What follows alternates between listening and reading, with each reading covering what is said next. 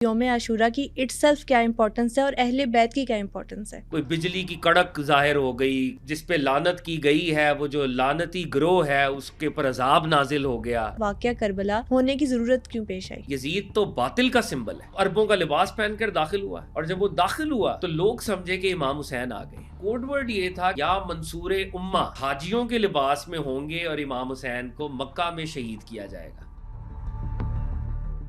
High lights آپ نے دیکھی۔ آج کے پوڈ کاسٹ میں ریسرچ اسکالر فہد کاظمی نے واقعہ کربلا کیوں اور کیسے پیش آیا اس پر روشنی ڈالی، حضرت امام حسین اور شہداء کربلا کی قربانیوں کی لازوال داستانیں سنائی، یزید کی شکست کی کہانی کو بڑی تفصیل سے بیان کیا۔ تو یہ سب جاننے کے لیے پوڈ کاسٹ کو اینڈ تک ضرور دیکھیے۔ ہم یوم عاشورہ کو صرف واقعہ کربلا کی وجہ سے جانتے ہیں۔ میں چاہتی ہوں کہ آج آپ آڈینس کو یہ بھی بتائیں کہ یوم عاشورہ کی اٹ سیلف کیا امپورٹنس ہے اور اہل بیت کی کیا امپورٹنس ہے۔ سرکار دو عالم صلی اللہ علیہ وآلہ وسلم کی جو ذات ہے، آپ خاتم النبیین ہیں، ہی از دا سیل آف دا پروفٹس، نبیوں کا آخری نبی، اور یہ ہمارا ایمان ہے۔ نبی صلی اللہ علیہ وآلہ وسلم کے ساتھ دو امپورٹنٹ طبقے جڑے ہوئے تھے۔ ایک طبقہ وہ تھا جو پروفٹ صلی اللہ علیہ وآلہ وسلم کے زمانے میں ایمان کی حالت میں پروفٹ صلی اللہ علیہ وآلہ وسلم کی زیارت کر رہا تھا۔ اس طبقے کو ہم ارباب صحابہ کہتے ہیں عرف عام میں، they are the companions of the profit. تو وہ پروفٹ صلی اللہ علیہ وسلم کے ان میں دوست بھی تھے، ان میں بہت سے لوگ تھے جس نے ایک جھلک بھی نبی صلی اللہ علیہ وآلہ وسلم کو ایمان کی حالت میں دیکھ لیا، وہ صحابہ کرام ہیں۔ اب ایک اور کیٹیگری آف انڈیویجولز بھی ہے، اور وہ کیا ہے؟ وہ پروفٹ صلی اللہ علیہ وآلہ وسلم کی فیملی ہے۔ پروفٹ صلی اللہ علیہ وآلہ وسلم کو اللہ تعالیٰ نے اس دنیا میں ایک شان بشریت بھی عطا کی تھی۔ آپ کی وائفز بھی تھیں، آپ کے بچے بھی تھے، آپ کے داماد بھی تھے، آپ کے سنز ان لا بھی تھے، آپ کے نواسے بھی تھے، گرینڈ چلڈرن بھی تھے۔ اب یہ جو دائرہ ہے یہ پروفٹ صلی اللہ علیہ وآلہ وسلم کی فیملی کا ہے، اور اس دائرے کو اصطلاحی طور پہ ہم کہتے ہیں پیپل آف دا ہاؤس، اہل البیت۔ بیت گھر کو کہتے ہیں اصل میں۔ تو پروفٹ صلی اللہ علیہ وآلہ وسلم کے گھر والے، تو پروفٹ صلی اللہ علیہ وسلم کے گھر والوں میں بھی ہم 2-3 لیولز پہ دیکھ سکتے ہیں۔ پروفٹ کی وائفز ایک لیول پہ وہ بھی گھر والیاں ہیں، اسی طرح جو پروفٹ صلی اللہ علیہ وآلہ وسلم کی اولاد ہے وہ پروفٹ صلی اللہ علیہ وسلم کے گھر والے ہیں۔ مگر ہوا یہ کہ پروفٹ صلی اللہ علیہ وسلم کے جو میل بچے تھے وہ بچپن میں ہی وصال فرما گئے، اور آپ کی جو 4 بیٹیاں تھیں ان میں سے بھی یکے بعد دیگرے آپ وہ جو آنریبل بیٹیاں تھیں سلام اللہ علیہ، بی بی رقیہ، بی بی ام کلثوم، بی بی زینب، وہ بھی نبی صلی اللہ علیہ وسلم کی حیات میں ہی ان کا انتقال ہوا۔ آپ کی ایک بیٹی جو تھی بی بی سیدہ فاطمہ الزہرا، بی بی سیدہ کائنات، وہ سب سے زیادہ بلوڈ بھی تھیں، اور انہوں نے پروفٹ صلی اللہ علیہ وآلہ وسلم کو سروائیو بھی کیا، یعنی پروفٹ صلی اللہ علیہ وآلہ وسلم کی حیات طیبہ ظاہری حیات میں وہ موجود رہیں۔ سبحان اور اللہ۔ ان کے جو آگے سے بچے تھے حسن اور حسین، زینب سلام اللہ علیہ، تو یہ سارے، اب یہ سارا ایک دائرہ ہے۔ اور پھر بی بی فاطمہ کے ہسبینڈ تھے علی المرتضیٰ۔ تو اب یہ سارے لوگ جو ہیں یہ اہل البیت ہیں۔ اب اہل البیت کی ہم قرآن سے تھوڑی سی اہمیت، مطلب ایک تو جنرل ہم نے سمجھ لیا کہ پروفٹ صلی اللہ علیہ وآلہ وسلم کے کمپینینز ہیں وہ صحابہ کرام ہیں، پروفٹ صلی اللہ علیہ وسلم کے گھر والے ہیں وہ اہل البیت ہیں، پیپل آف دا ہاؤس۔ اب ان پیپل آف دا ہاؤس کے اندر بھی کچھ اسپیشل لوگ ہیں۔ یہاں پر میں یہی آپ سے سوال کرنا چاہتی ہوں کہ جیسا کہ سننے آتا ہے کہ جنت کی بشارت صرف اس لیے کیونکہ وہ نبی کریم صلی اللہ علیہ وآلہ وسلم کے ایمان پر ایمان لائے، لیکن اس کے علاوہ بہت کم لوگوں کو پتہ ہے کہ ان کی کیا قربانیاں ہیں، کیا سیکریفائسز ہیں، اور انہوں نے جو ساری اپنی زندگی میں جو کام سر انجام دیے وہ ہماری گائیڈنس کے لیے کتنے امپورٹنٹ تھے۔ بے شک بے شک بے شک، کمپینینز آف دا پروفٹ نے بھی بہت سیکریفائسز دکھائے۔ آپ دیکھیں وہ مہاجرین جو مکہ میں تھے کتنا ظلم و ستم ہوا ان کے اوپر، وہ جو صحابہ کرام تھے، پھر انہوں نے ہجرت کی، بدر، احد، یہ سارے مارکے، خیبر، خندق، یہ سارے مارکے، حنین، تو صحابہ کرام نے بھی صرف ایمان نہیں لائے بلکہ وہ ایفرٹ کر کے دین کی کشتی کو انہوں نے جو ہے تھاما۔ اسی طرح جو پروفٹ کی فیملی ہے، پروفٹ کی فیملی بھی اس لیے صرف آنریبل نہیں ہے کہ وہ پروفٹ کے رشتہ دار ہیں، انہوں نے بھی اپنے اپنے درجے پر بہت زیادہ کنٹریبیوٹ کیا ہے، اور آج کے اس پوڈ کاسٹ کے اندر ہم خاص طور پہ امام علی مقام کے حوالے سے کانورزیشن کریں گے. تو پروفٹ کی جو فیملی ہے انہوں نے بھی بہت جد و جہد اور قربانی اور سیکریفائس کی. اب میں قرآن کے حوالے سے جو آپ کے سامنے 2 آیات، اور یہ میری جو کانورزیشن ہے خاص طور پہ میں یوتھ کے لیے کرنا چاہ رہا ہوں.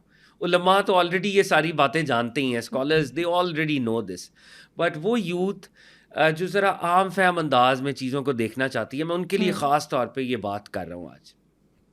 پروفٹ صلی اللہ علیہ وآلہ وسلم کی ظاہری حیات کا تقریباً آخری زمانہ ہے.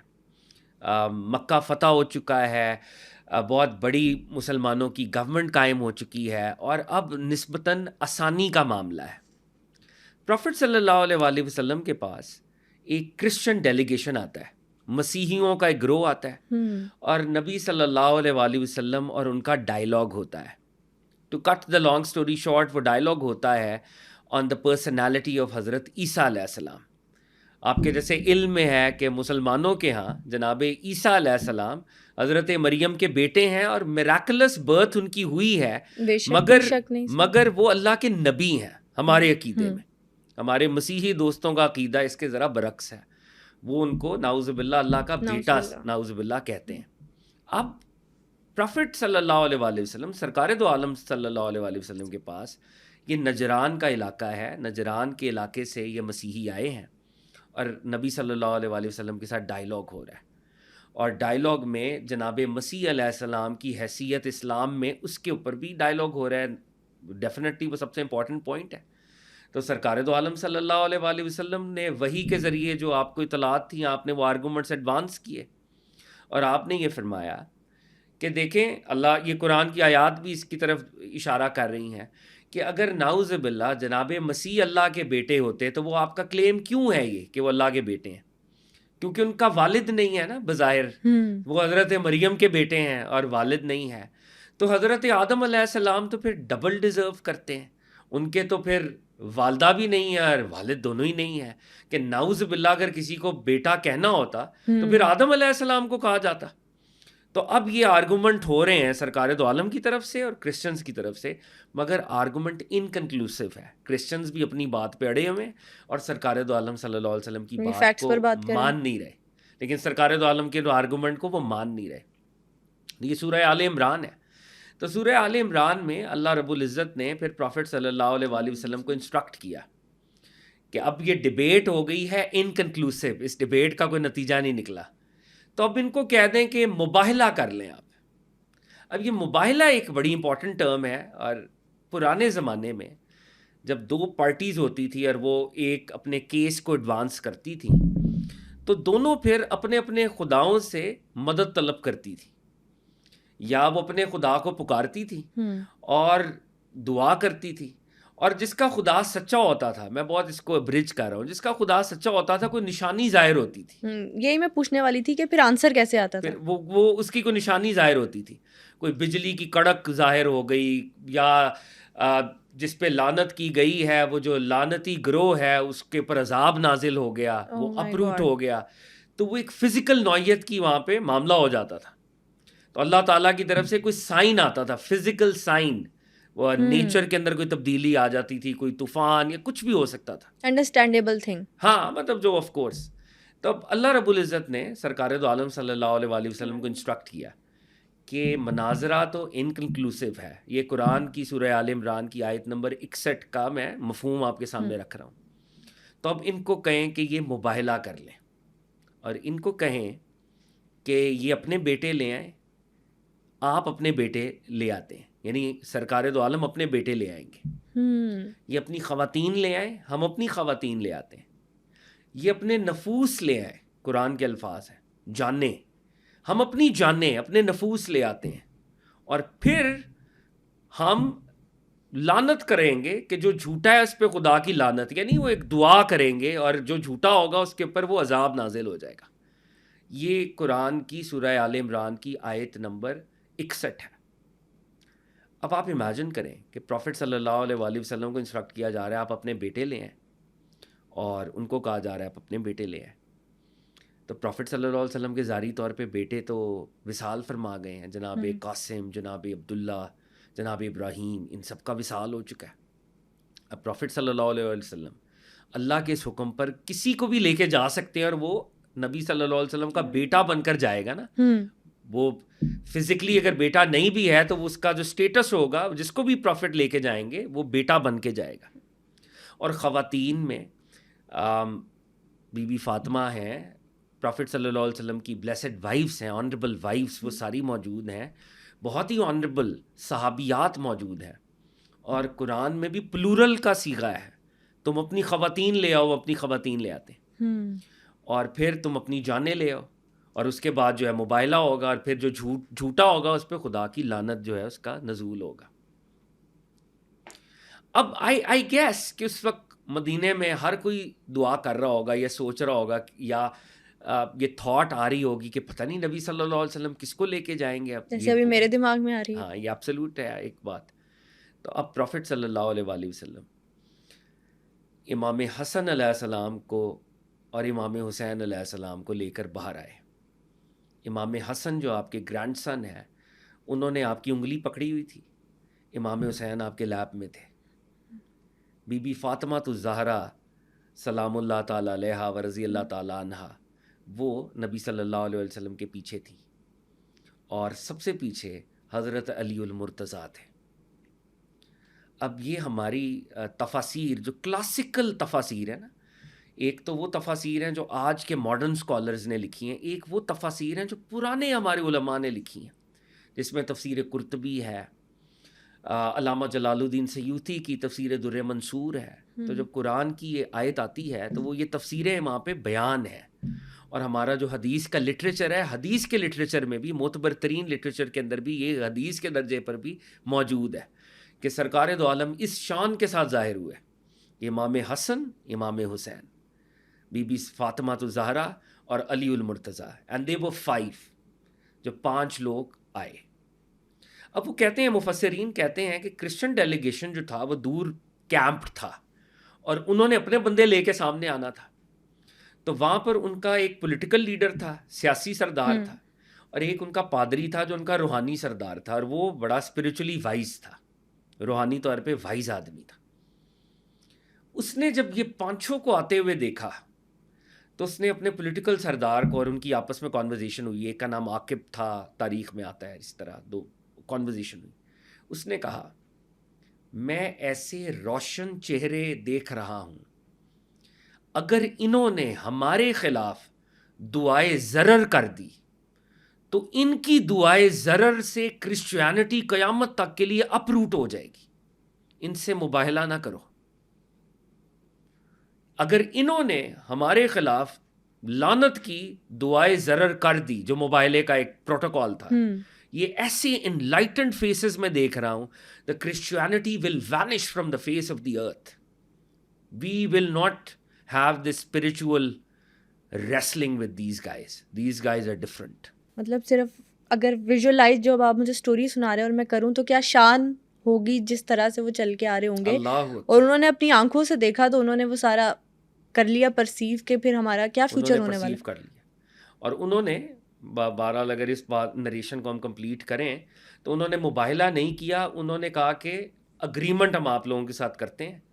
تو ان کے ساتھ ایک اگریمنٹ ہوا، کیونکہ ہمارے اسلام کے اندر یہ 2 ہی آپشنز ہوتی تھیں، اسلام قبول کرتے تھے یا پھر مسلم اسٹیٹ ان کو پروٹیکٹ کرتی تھی، اور ان کو ایک ٹیکس دینا پڑتا تھا، اور اس ٹیکس میں وہ پروٹیکشن، اس پہ ہم کبھی علیحدہ سے بات کریں گے کیونکہ ہمارے ماڈرن طبقہ اس کے اوپر بڑی بحث کرتا ہے کہ جی یہ کیوں جزیہ لیا جاتا تھا اور کیا معاملہ تھا. بہت ضروری ہے، اور انشاءاللہ ہم اس پر بھی وہ ایک علیحدہ سے بات ہے. لیکن کوئی کامنٹ اس پہ میں کر دوں کہ ہر اسٹیٹ اپنے کسی بھی سٹیزن کی جب وہ پروٹیکشن کا ذمہ لیتی ہے تو اسٹیٹ کی اپنی انکم تو نہیں ہوتی کوئی بھی، تو اسٹیٹ ٹیکسز ہی جمع کرتی ہے. مسلمانوں سے زکوٰۃ جمع ہوتی تھی اور نان مسلم سے جزیہ جمع ہوتا تھا، and it was a very fair formula.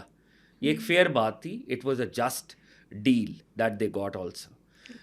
تو یہ قرآن کی آیت نمبر 61 سورہ آل عمران، سورہ نمبر 3 آیت نمبر 61 قرآن کی. اب اس سے یہ پتہ چلا کہ یہ نبی صلی اللہ علیہ وآلہ وسلم کے گھر والوں میں ویسی یہ جو 4 لوگ ہیں، یہ اللہ اور اس کے رسول کی نگاہ میں زیادہ اسپیشل ہے. ان کو ایک اور طرح کی اسپیشیلٹی اللہ نے دی ہے، نبی صلی اللہ علیہ وسلم نے دی ہے.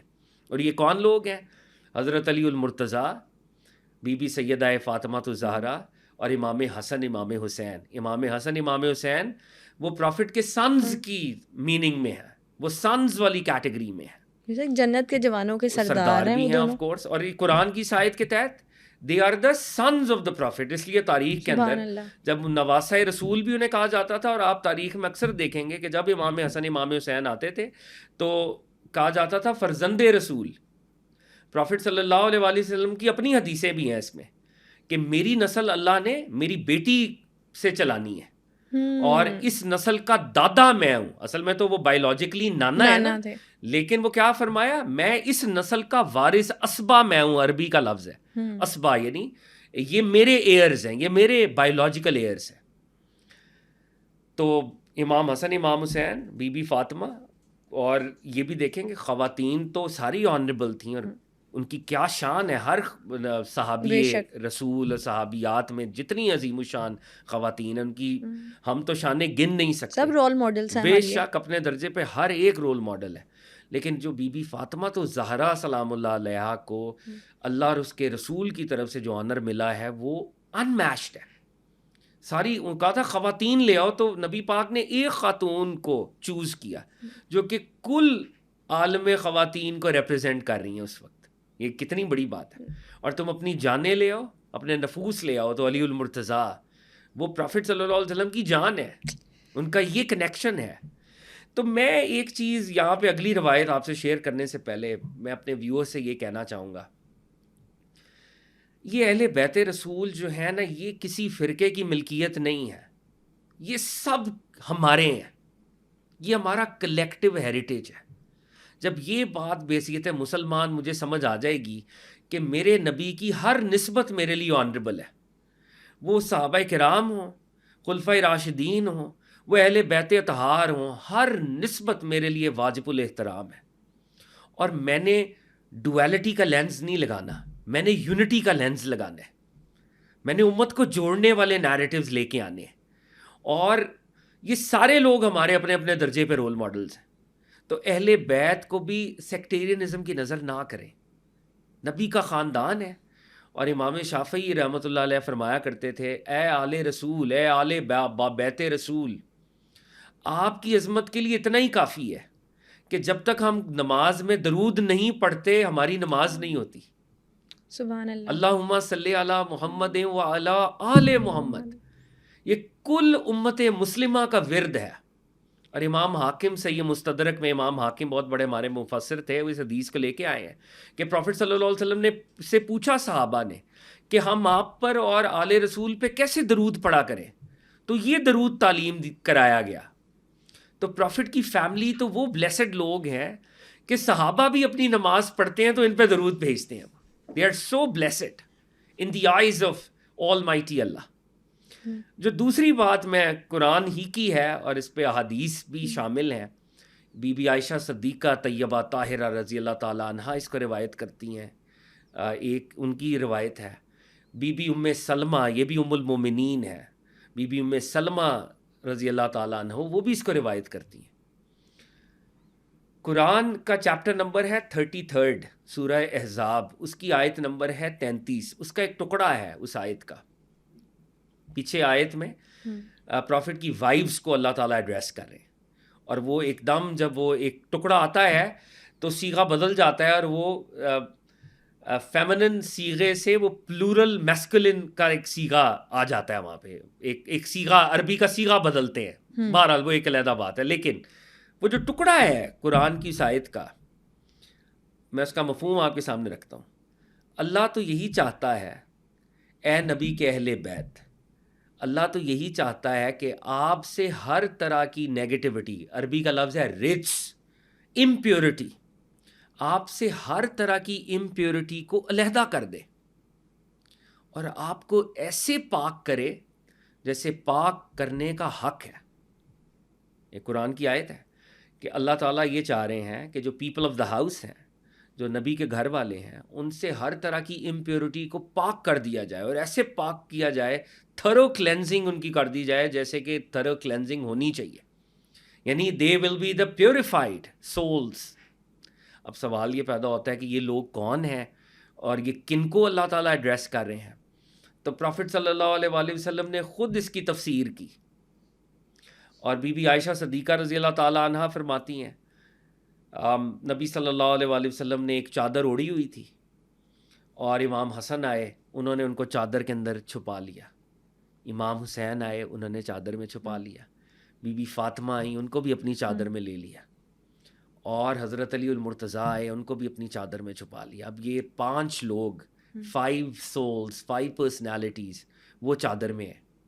اور جب ان کو لیا اور اس طرح اینویلوپ کر لیا اور کہا, اور یہ آیت کی تلاوت کی اور کہا الہ العالمین یہ ہے میرے اہل البیت, these are the people of my house, ان کو ایسے پاک کریں جیسے کہ پاک کرنے کا حق ہے.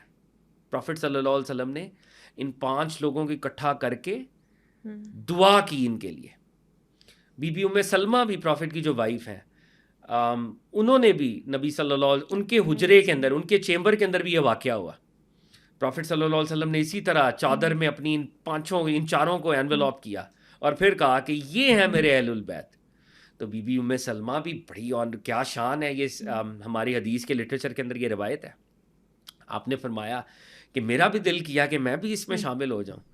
تو انہوں نے کلوک کو لفٹ کرنے کی کوشش, جیسے بھی معاملہ ہوا ہوگا, تو انہوں نے پروفٹ صلی اللہ علیہ وسلم سے جیسے پوچھا کہ کیا میں اس کے اندر شامل ہو سکتی ہوں.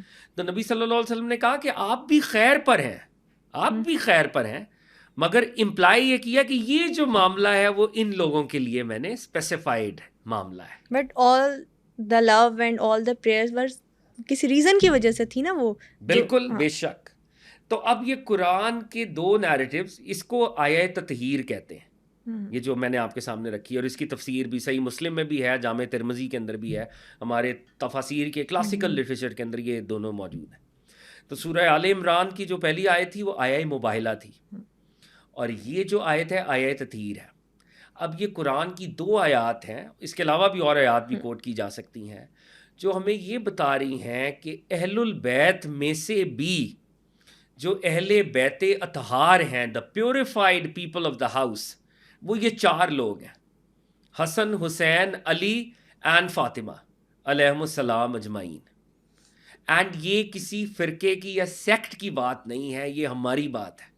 بڑی خوبصورتی سے آپ نے یہ سارے جو واقعات ہیں یہ وہ بیان کیے, اور سننے والے جو ساری آڈینس ہوگی ان کے دل اور دماغ روشن تو ہو گئے ہوں گے ان سارے واقعات کے بعد. اور بڑی آپ نے امپورٹنٹ بات بھی یہ کی کہ فرقہ واریت سے بالکل یہ بات دور ہے.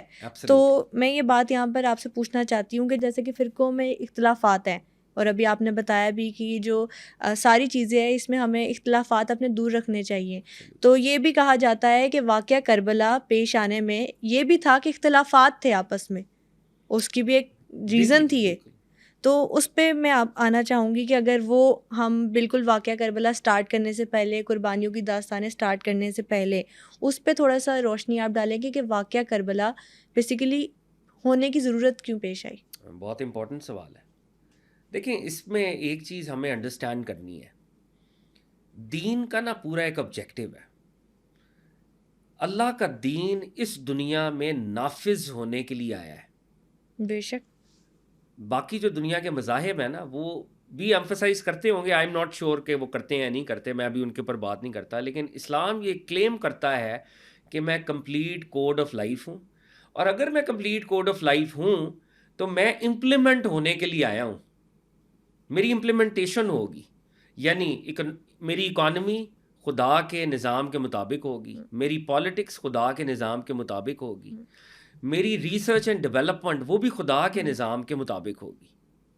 یعنی یہ نہیں ہے کہ میں صرف نمازیں روزے پڑھ لوں, حج کر لوں اور میں کہوں کہ جی اسلام نافذ ہو گیا. نہیں, اسلام تو مکمل دین ہے. اسلام مکمل دین ہے, ہر ایسپیکٹ میں امپلیمنٹ ہوگا. تو جب ہم امپلیمنٹیشن کی بات کر رہے ہیں تو آپ مجھے بتائیں کہ کون سی چیز ہے جو امپلیمنٹ کرتی ہے دین کو. آف کورس آپ کا جو پولیٹیکل انسٹیٹیوشن ہے وہ امپلیمنٹ کر سکتا ہے نا. آپ کا جو بھی اس دور میں جو گورنمنٹ ہوگی, یہ گورنمنٹ کا مینڈیٹ ہے, حکمرانوں کا مینڈیٹ ہے. تو اب اس بات کو اگر ہم فاسٹ فارورڈ کریں کربلا تک, اور یہ معاملہ یہاں تک کیسے پہنچا, تو ہمارا جو گولڈن پیریڈ ہے مسلمانوں کا, وہ سرکار دو عالم کے وصال کے بعد وہ خلافت راشدہ ہے. ہمارے جو رائٹلی گائیڈڈ کیلفس تھے. اور سرکار دو عالم صلی اللہ علیہ وآلہ وسلم کی حدیث تھی. آپ نے فرمایا, مشہور حدیث ہے, دو تین اس طرح کی حدیث ہیں, لیکن اس کا مفہوم یہ ہے کہ نبی صلی اللہ علیہ وسلم نے فرمایا میرے بعد 30 سال تک خلافت رہے گی, پھر کاٹ کھانے والی ملوکیت ہوگی, پھر جابرانہ ملوکیت ہوگی, اور پھر ایک وقت آئے گا کہ دوبارہ میرے منہج پر یا نبوت کے منہج پر دوبارہ خلافت قائم ہوگی. تو پروفٹ صلی اللہ علیہ وسلم نے آلریڈی یہ بتا دیا تھا. یہ 2-3 حدیثوں کا میں نے جوڑ کر مفہوم آپ کے سامنے رکھا ہے کہ میرے بعد 30 ایئرز تک خلافت ہوگی. آپ حضرت ابوبکر صدیق رضی اللہ تعالیٰ عنہ کی گورنمنٹ کو پڑھیں, آپ جناب عمر فاروق رضی اللہ تعالیٰ عنہ کی گورنمنٹ کو پڑھیں. دین کو نافذ کر کے دکھایا ان لوگوں نے. They were the most just rulers the world has ever witnessed. حضرت عمر فاروق رضی اللہ تعالیٰ عنہ کا جو دور تھا وہ اسلام کی گولڈن ایج ہے. ٹھیک ہے, جوڈیشری انڈیپینڈنٹ ہے, اکانومی جو ہے سرکار دو عالم صلی اللہ علیہ وآلہ وسلم کے قوانین کے تابع ہے. آپ کے spiritual institutions, political institutions, economic institutions, آپ کی بیوروکریسی, آپ کی ایڈمنسٹریشن وہ ان سنک ہے خدا کے نظام کے تحت. یعنی حاکم کے طور پر ہمیں انہیں آئیڈیلائز کرنا چاہیے. بالکل, آف کورس وہ ہیں, اس میں کوئی شک نہیں ہے. سارے خلفائے راشدین اپنے اپنے درجے پہ. مولا مرتضیٰ کی جو اپنی ایڈمنسٹریشن تھی, کیونکہ مولا مرتضیٰ کو بڑے چیلنجز کا سامنا تھا, سول وارز پہلی دفعہ ہو رہی تھیں, وہ ایک اور لیول کے چیلنجز تھے, اور اگر مولا مرتضیٰ نہ ہوتے تو وہ چیلنجز سے بھی کوئی عہدہ برا نہیں ہو سکتا تھا.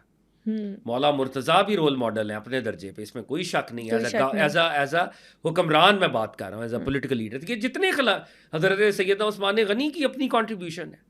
تو یہ چاروں, اور 30 ایئرز کی جب بات ہے تو 6 ماہ اس میں امام حسن علیہ السلام کے بھی شامل ہیں. By the way he was also the caliph. عرف عام میں ہم 4 کہتے ہیں, یہ اصل میں 5 ہیں. بہت کم لوگوں کو یہ بات پتہ. جی, حضرت علی کے بعد 6 months تک امام حسن کی گورنمنٹ قائم ہوئی تھی. امام حسن از پارٹ آف خلافت راشدہ. اب جب آپ نے پولیٹیکل نظام کو بدل دیا اور پولیٹیکل نظام کے اندر وہ جو خلافت راشدہ کی خوشبو ہے وہ بدل گئی, اور آپ یزید کو لے آئے سامنے, تو یزید تو ڈیزرو نہیں کرتا نا. یزید تو باطل کا سمبل ہے. یزید کا پرسنل کیریکٹر اور یزید ایز اے گورنر یا as a man of governance وہ نبی صلی اللہ علیہ وآلہ وسلم کی سنت کے خلاف کھڑا ہوا ہے. تو اب امام علی مقام امام حسین علیہ الصلوۃ والسلام, آپ کے پاس 2 ہی آپشنز ہیں.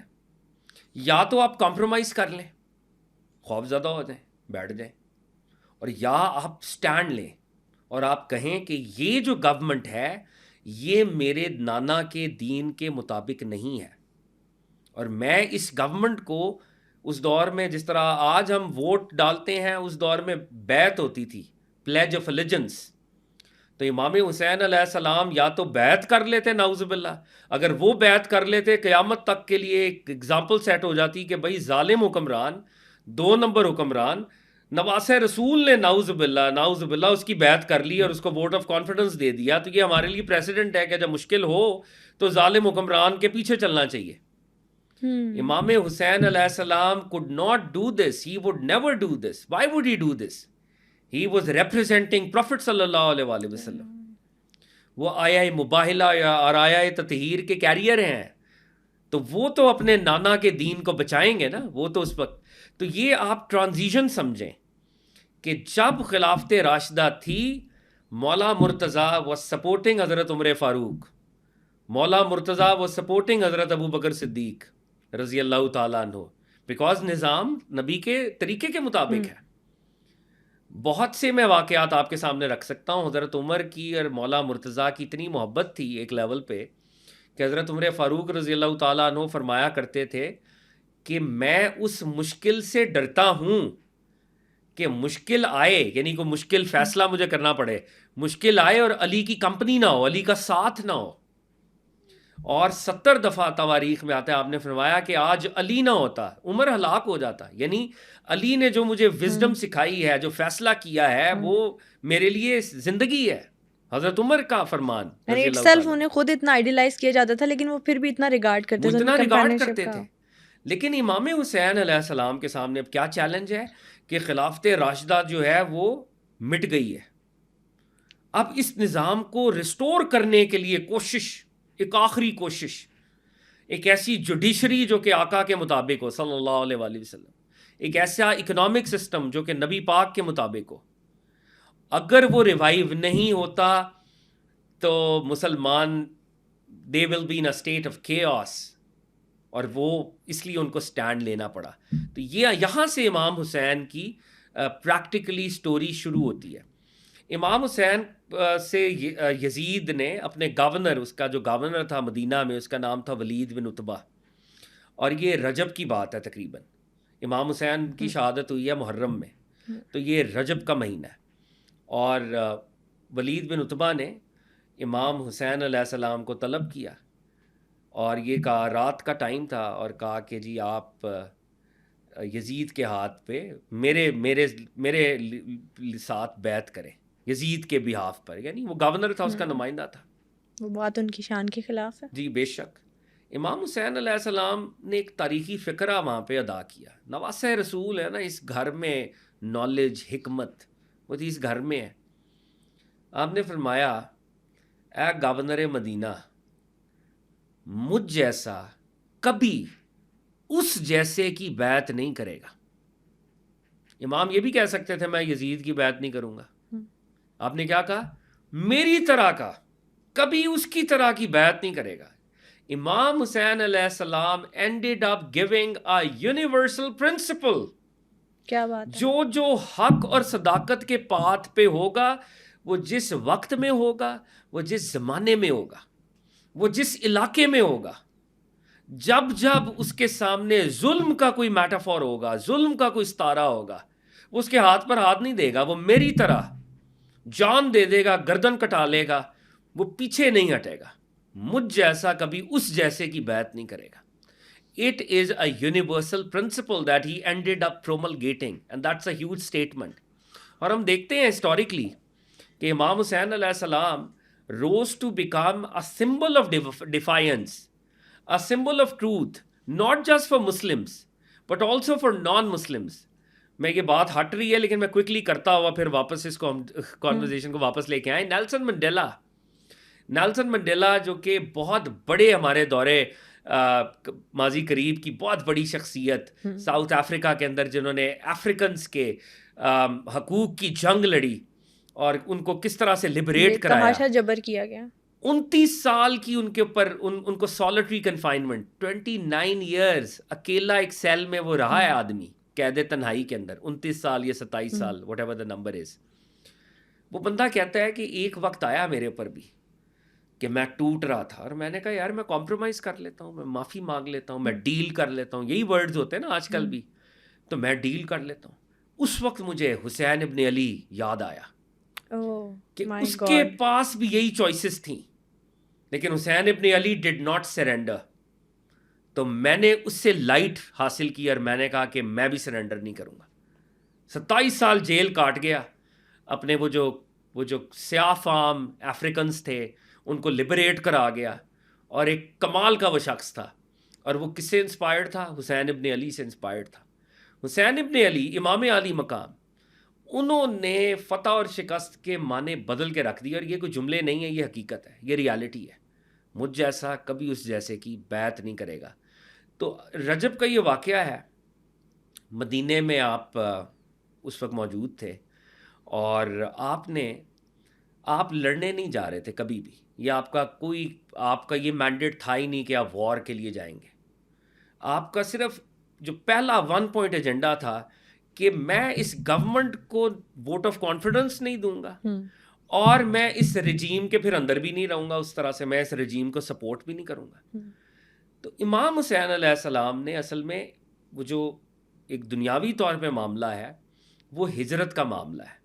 اور امام حسین علیہ السلام کیونکہ مدینے میں ان کو یہ بیعت کا معاملہ ہوا تو ہی لیفٹ مدینہ اور وہ مکہ کی طرف تشریف لے گئے. انہوں نے مکہ کی طرف سفر کیا، اور امام کے بچے ان کے ساتھ تھے، امام کی وائفز ان کے ساتھ تھیں، امام کے ہاف بردرز ان کے ساتھ تھے.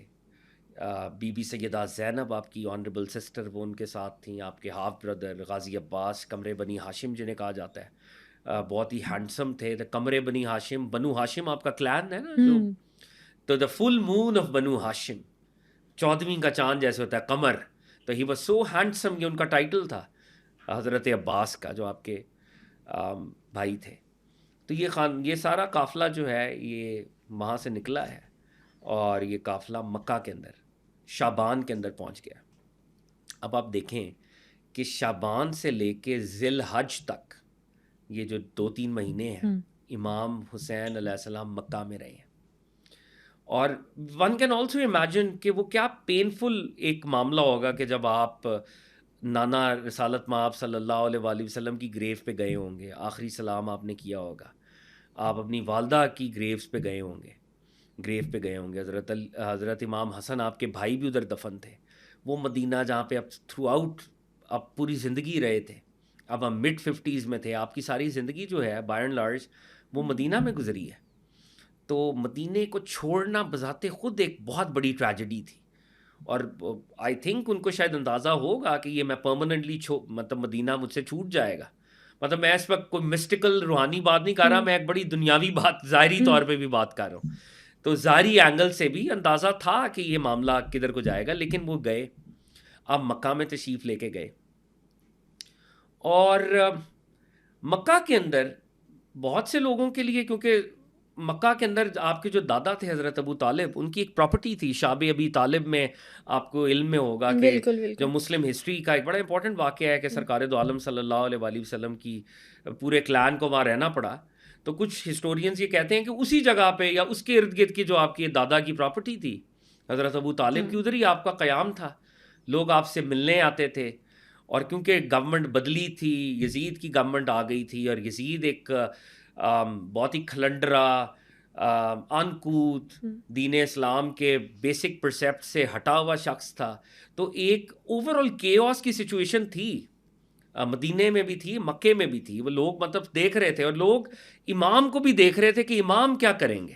مطلب اگر ہم نے بھی کوئی فائنل ڈیسیجن لینا ہے تو امام کی کیا چوائس ہے. اب یہاں پر ایک امپورٹنٹ جو واقعہ ہے جو ہمیں شیئر کرنا چاہیے اپنے ویورز کے ساتھ، کہ کوفہ کے جو لوگ ہیں وہ امام حسین کو لیٹرز لکھتے ہیں. اور کوفہ جو تھا وہ حضرت علی المرتضیٰ کے دور میں فار 3.5 years یا 4 سال وہ مسلم گورنمنٹ کا کیپٹل تھا. یعنی خلافت راشدہ میں پہلا ہمارا کیپٹل مدینہ تھا، حضرت ابو بکر کے دور میں، حضرت عمر فاروق کے دور میں، حضرت عثمان غنی کے دور میں. جناب عثمان غنی کی شہادت رضی اللہ تعالیٰ عنہ، آپ کی شہادت مدینے میں ہوئی. تو حضرت علی المرتضیٰ کے، اور پھر حضرت علی المرتضیٰ کو ملٹیپل چیلنجز تھے، تو حضرت علی المرتضیٰ نے یہ مناسب سمجھا کہ مدینے کے اندر یہ بلڈ سپل نہیں ہونا چاہیے. مدینے کی ایک سینکٹی ہے، سیکرڈ نیچر ہے. مکہ کی آف کورس مدینے سے بھی زیادہ ایک شرعی طور پہ سیکرڈ نیچر ہے. اور جو چیلنجز ان کو سول وار کے بھی تھے وہ عراق بیسڈ تھے. تو حضرت علی کیپٹل کوفہ لے گئے، اور حضرت علی نے یہ سوچا، مناسب سمجھا کہ دا اسپرچول کیپٹل ہے اور ایڈمنسٹریٹو کیپٹل ہے، اس کو علیحدہ ہونا چاہیے، تاکہ اسپرچول کیپٹل کا وہ جو سیکرڈ نیچر ہے، وہ جو تقدس ہے، وہ پامال نہ ہو. He made a wise decision indeed. جی. تو اب کوفہ کے اندر بظاہر حضرت علی یا اہل البیت سے محبت کرنے والے لوگ بھی تھے، لیکن ہم نے مختلف ہسٹری کے جنکشنز پہ دیکھا ہے، وہ ایک علیحدہ ڈیبیٹ ہے، کہ کوفہ کے لوگ محبت بھی کرتے تھے اور وقت آنے پہ ساتھ بھی ایٹ ٹائمز نہیں دیتے تھے. یعنی ایک طرح کی ڈویلٹی بھی ایگزسٹ کرتی تھی وہاں پہ. امام حسن کے ساتھ بھی کچھ اسی طرح کا معاملہ ہوا.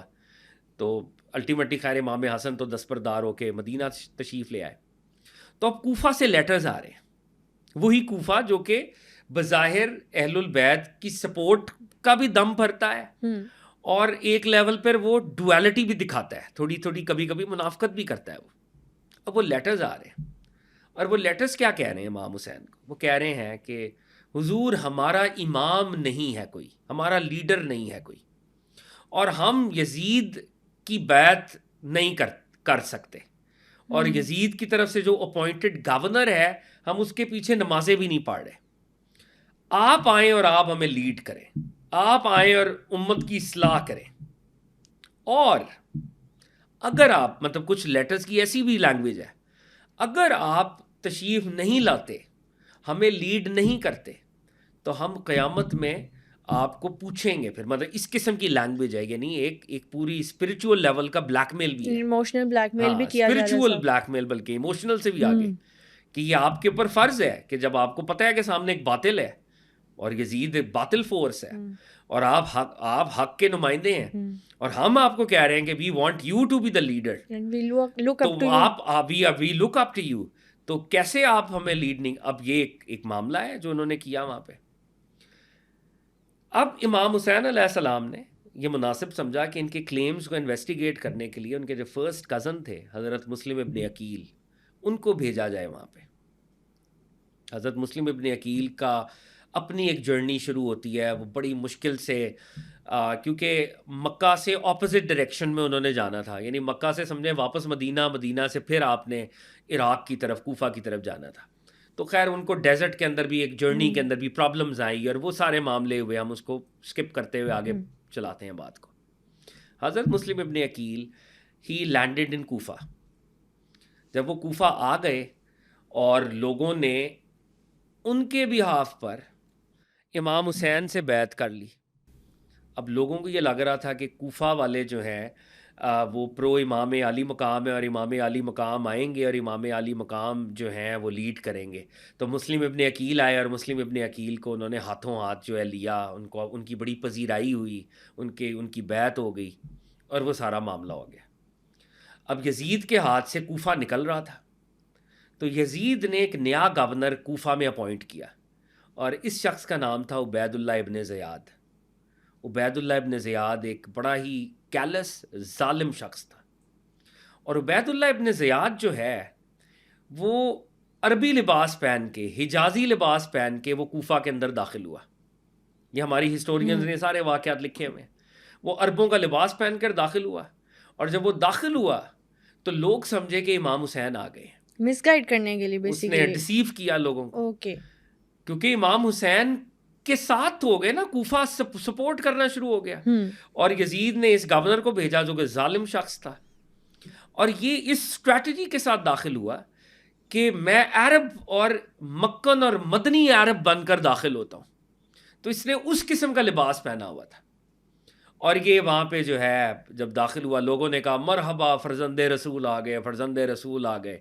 اب یہ پورا وہ حالات دیکھ رہا ہے کہ یار یہ تو کوفہ جس کا میں گورنر ہوں, یہ تو سارا پرو حسین ہے. تو یہ گورنر ہاؤس کے اندر بڑی مشکل سے اندر داخل ہوتا ہے. پہلے تو وہ ایگزسٹنگ گورنر اس کو آنے نہیں دیتا, خیر وہ اندر داخل ہوتا ہے. To cut the long story short, وہ پہلا حکم یہ دیتا ہے کہ جتنے بڑے چیفز ہوتے ہیں وہاں کے کوفہ کے اندر, جتنے ٹرائبز ہیں, کلانز ہیں, ان کے چیفز کو وہ بلاتا ہے, اور ان کے چیفز جو ہیں وہ کوفہ کے اندر اس کی وہ جو گورنر ہاؤس ہے اس کو دارالامارہ کہتے ہیں, وہ دارالامارہ میں وہ گورنر ہاؤس کے اندر سارے چیفز کو بلا لیتا ہے, اور ان چیفز کے پیچھے تلوار رکھ دیتا ہے, اور انہیں کہتا ہے کہ چھت پہ چڑھ جاؤ اور کوفہ میں اعلان کر دو, جس بندے نے مسلم ابن عقیل جو کہ چھپا ہوا ہے کہیں, جو کہ امام حسین کا ایمبیسڈر ہے, جس نے ان کا ساتھ دیا, ان سب کی میں گردن مار دوں گا. Oh my God. اور ان کو بھی کہا کہ اگر تم میری سپورٹ نہیں کرتے ہو تو آف کورس میں تم لوگوں کو پہلے قتل کروں گا. تو ان کو بھی آف کورس اپنی جان کے لالے پڑ گئے. اب یوں کوفہ کی جو ہے وہ ٹرن ہونا شروع ہو گئی, تلوار کے زور پہ ڈیوریس اور وہ پریشر کے زور پہ. اور وہاں پر ایک بہت بڑے سپورٹر تھے امام علی مقام کے, امام حسین کے, جو ایک کلان کو ہیڈ کرتے تھے, ان کا نام تھا ہانی بن عروہ. تو ہانی بن عروہ کو بھی گرفتار کیا گیا, اور ہانی بن عروہ جو ہے وہ سیکرٹلی ہوسٹ کر رہے تھے حضرت مسلم ابن عقیل کو. اور he was an old man, 80-85 سال ان کی عمر تھی, اولڈ آدمی تھے. تو جب مسلم ابن عقیل جو کہ امام حسین کے نمائندے تھے, ان کو یہ پتہ چلا کہ میری وجہ سے ہانی بن عروہ جو ہے, ہانی بن عروہ کو بھی گرفتار کر لیا ہے, تو وہ سامنے آ گئے. اور انہوں نے اس وقت ایک کوڈ ورڈ بنایا ہوا تھا.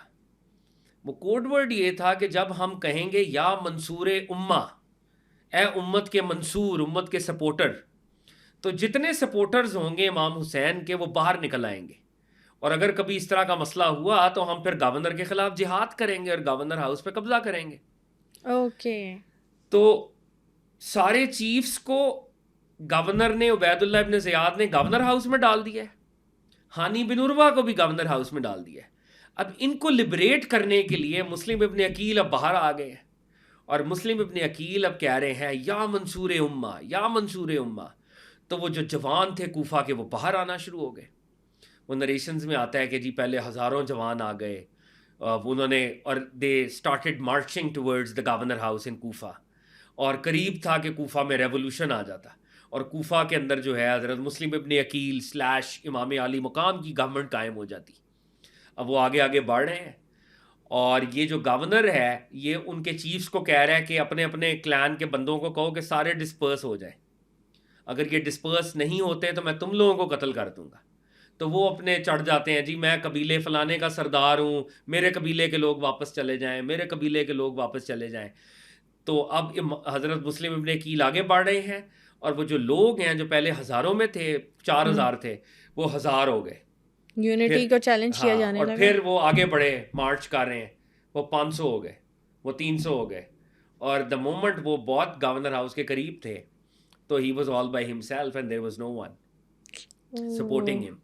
تو دیٹ واز دا ڈسیپشن, وہ جو میں ابھی آپ سے تھوڑی دیر پہلے بات کر رہا تھا کہ کوفہ والے سپورٹ کا تو اظہار کرتے تھے مگر بعد میں عین موقع کے اوپر دغا بھی دے شو کر جاتے دیتے تھے. تو وہ ڈسیپشن ہوئی وہاں پہ.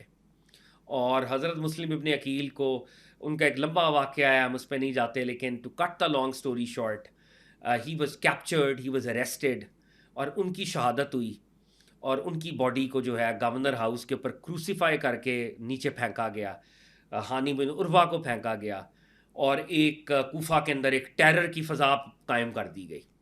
اور حضرت مسلم ابن عقیل جب ان کا وقت شہادت تھا تو ان کی آنکھوں میں آنسو تھے, تو لوگوں نے کہا کہ تم تو بڑے بہادر بنتے تھے, آج تو موت سے ڈر گئے. انہوں نے کہا موت سے میں نہیں ڈرا, میں نے پچھلا لیٹر امام حسین کو یہ لکھا تھا کہ کوفہ آپ کا سپورٹر ہے اور آپ آئیں اور اس ریولوشن کو لیڈ کریں, لیکن آج میں شہید ہو رہا ہوں, اور امام حسین جو ہیں وہ اس وقت ہو سکتا ہے مکہ سے نکل گئے ہوں.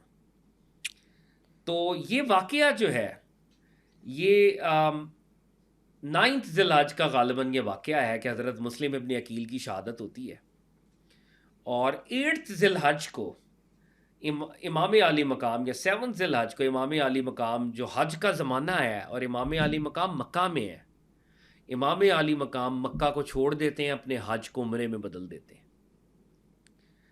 کیونکہ ان کو حضرت مسلم ابن عقیل کا پچھلا لیٹر آیا ہوا ہے.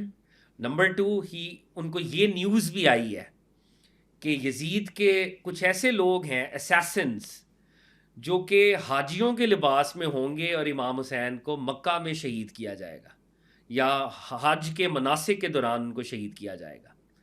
اینڈ امام حسین ڈڈ ناٹ وانٹ کہ ان کا خون جو ہے وہ مکہ کے اندر سپل ہو, حالانکہ وہ مظلوم ہے, وہ ظالم نہیں ہے, مگر ایز اے مظلوم بھی وہ یہ نہیں چاہتے کہ میرے خون سے مکہ کی حرمت پامال ہو, کیونکہ مکہ کے اسپیشل لاز ہیں, وہاں پر تو آپ گھاس نہیں بغیر بلا وجہ کاٹ سکتے, وہاں پہ تو آپ ایک چونٹی کو نہیں مار سکتے, وہاں پر وہ تو جائے امان ہے, جائے کہ اپنی جان کی کوئی پرواہ نہیں, لیکن مکہ کی جو پیورٹی ہے وہ انٹیکٹ رہے.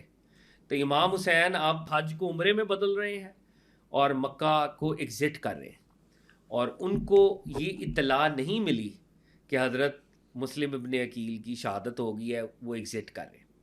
ایک چیز جو میں اب یہاں پہ بڑی امپورٹنٹ ہے وہ شیئر کرنا چاہتا ہوں, بہت سے آنریبل صحابہ کرام تھے جو امام حسین کو روک رہے تھے کہ آپ مکہ نہ چھوڑیں, پہلے کہا مدینہ نہ چھوڑیں, پھر کہا مکہ نہ چھوڑیں. ان میں خاص طور پہ جناب عبداللہ ابن عباس رضی اللہ تعالیٰ عنہ, انہوں نے روکا. کچھ روایات میں جناب عبداللہ بن عمر رضی اللہ تعالیٰ عنہ نے روکا. تو یہ ہستیاں, عبداللہ ابن زبیر رضی اللہ تعالیٰ عنہ نے بھی روکا. تو اکثر لوگ یہ سوال کرتے ہیں کہ جب لوگ روک رہے تھے تو امام کیوں جا رہے تھے, وائی واز امام لیونگ, اور یہ ایک ویلڈ سوال ہے. تو آپ کے جو بردر ان لا تھے, he is also a companion of the prophet, اور بنو ہاشم سے حضرت جعفر طیار کے بیٹے حضرت عبداللہ ابن جعفر, مکہ میں جب آپ جانے لگے ہیں تو انہوں نے امام حسین کو روکا, اور انہوں نے کہا کہ فرزند رسول مجھے اچھی وائبز نہیں آ رہی. یہ ساری ہستیاں یہی کہتی تھی کہ we are not getting good vibes, آپ مت جائیں. اور شہادت امام حسین علیہ السلام کی پریڈکشن آلریڈی موجود تھی بائی دا وے. تو بہت سے صحابہ کو وہ بھی پتہ تھا کہ انہوں نے شہید ہونا ہے, تو وہ ان کو وائبز اچھی نہیں آ رہی تھی. حضرت عبداللہ ابن جعفر نے بھی اسی قسم کی بات کی. انہوں نے کہا مجھے آپ نہ جائیں, اور جو معاملہ ہے وہ ہم یہاں پہ کچھ کرتے ہیں, میں گورنر سے بات کرتا ہوں, ہم نیگوسیشن کرتے ہیں, ہم جس طرح ایک پالیٹکس کے معاملات ہوتے ہیں. پہلی دفعہ امام حسین کو جب لوگ روکتے تھے تو آپ فرماتے تھے, آپ اسمائل کرتے تھے, آپ کہتے تھے آپ نے بڑی اچھی نصیحت کی, آپ کی نصیحت بہت اچھی ہے, لیکن مجھے فی الوقت ایک معاملہ ہے جس کی وجہ سے مجھے جانا ہے. ہمارے ہسٹورینز یہ لکھتے ہیں, علامہ جریر طبری نے اس روایت کو ریکارڈ کیا کہ جب عبداللہ ابن جعفر جو کہ آپ کی فیملی سے تھے نا, اور آپ کے کزن بھی تھے, بردر ان لا بھی تھے, انہوں نے جب کہا کہ آپ مت جائیں, تو امام حسین علیہ السلام نے کہا کہ مجھے رات کو سرکار دو عالم صلی اللہ علیہ وآلہ وسلم نانا خواب کے اندر ملے ہیں, انہوں نے مجھے کچھ انسٹرکشنز دی ہیں, میں جب تک ان انسٹرکشنز کو فلفل نہیں کرتا I am not allowed to return, میں واپس نہیں آ سکتا, میں ریٹرن نہیں کر سکتا. تو انہوں نے کہا کہ آپ مجھے بتائیں کہ سرکار دو عالم صلی اللہ علیہ وسلم نے آپ کو کیا انسٹرکشنز دی ہیں خواب میں. انہوں نے کہا کہ وہ میرا اور میرے نانا کا معاملہ ہے, میں آپ سے شیئر نہیں کر سکتا. اب یہ بات اہم ہے, اور یہاں پہ ہم وقتی طور پہ 1 منٹ کا تھاٹ کے لیول پہ پوز کر رہے ہیں. بظاہر امام حسین کی سٹرگل پولیٹیکل لگتی ہے, امام حسین کی اصل میں سٹرگل اسپریچول ہے. He was directly designated by Prophet صلی اللہ علیہ وآلہ وسلم. تو امام کو کبھی خالی پولیٹیکل لینز میں نہیں دیکھنا. امام کے پیچھے قرآن کی آیات کھڑی ہیں, احادیث مصطفیٰ کھڑی ہیں, اور اس وقت ان کو پروفٹ صلی اللہ علیہ وآلہ وسلم کی ایک اسپریچول انسٹرکشن بھی ریسیو ہوئی, جس وجہ سے وہ جا رہے ہیں. وہ اپنی حکومت کے لیے نہیں جا رہے, وہ پالیٹکس کے لیے نہیں جا رہے, وہ حقیقت میں سرکار دو عالم کے ساتھ جو ان کا عہد ہے اس عہد کو پورا کرنے کے لیے جا رہے ہیں.